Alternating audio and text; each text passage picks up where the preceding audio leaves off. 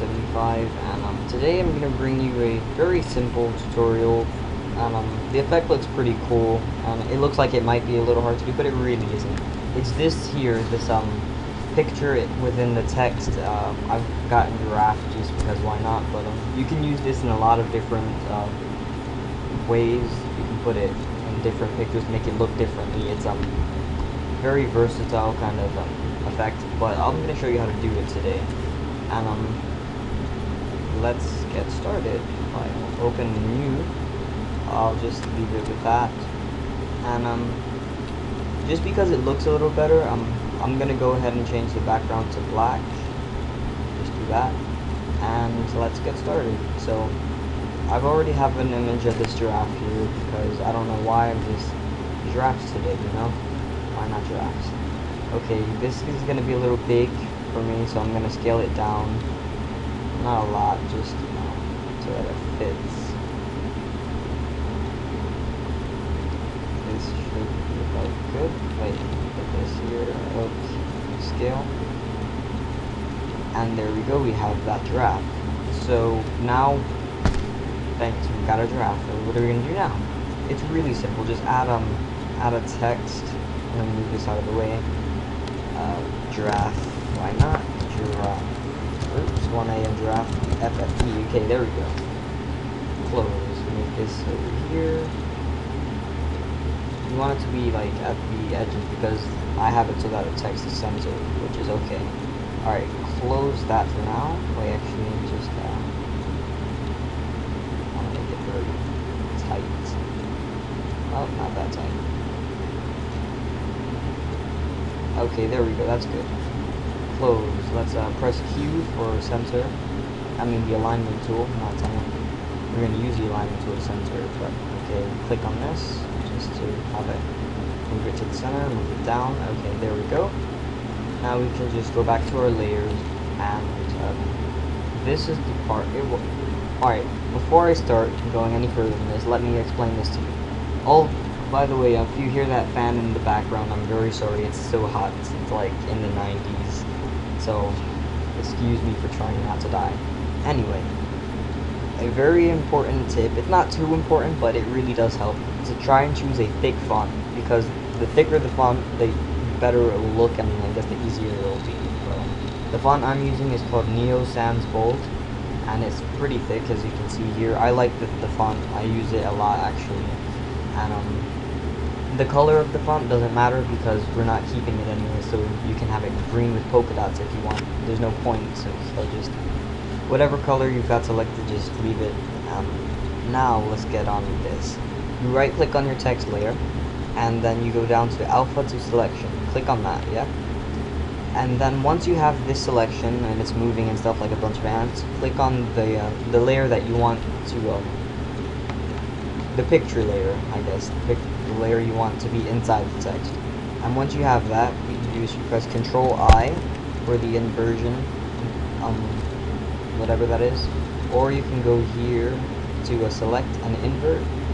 Control I is a lot faster, so do that. And what that does is it inverts the selection, because before it had selected the text, but now it's selecting everything outside the text, and that's what we want. So after that, we press delete, and you see it's gone all black. But that's because you have to take this. First of all, you can just delete the text layer, delete that right there, and then Control Shift A, and there you go. Now what you have is the picture inside the text, and the background is black, which makes it look, in my opinion, it makes it look kind of better. And then you've got this effect here, and you can really move this text around, but you see you get that border box, but that's just because I made the layer a bit bigger than the actual than the file or whatever that is. But I'm just gonna leave it where it was in the center. Control Y, I guess, it was right there. And then you can save it as whatever. I'm not gonna save it because I already have one. And there you go. That's your simple image within the text. It's really easy to do. You can use any picture you want, any font, but try and make it thick, because if it's not thick, it doesn't really look good. In fact, let me see what it would look like if I used something like, what was it? One of those really not thick ones. Okay. Go to my text tool right here. Times New Roman, why not? Okay. Actually, no. I've got an even thinner one. It's called... I don't remember what it's called. That's cool. Let me find it. I'm sorry if it's gonna take a while, but just go into my fonts tab. That's the wrong fonts, folder. I've got one with custom fonts in it. It's right here, right there.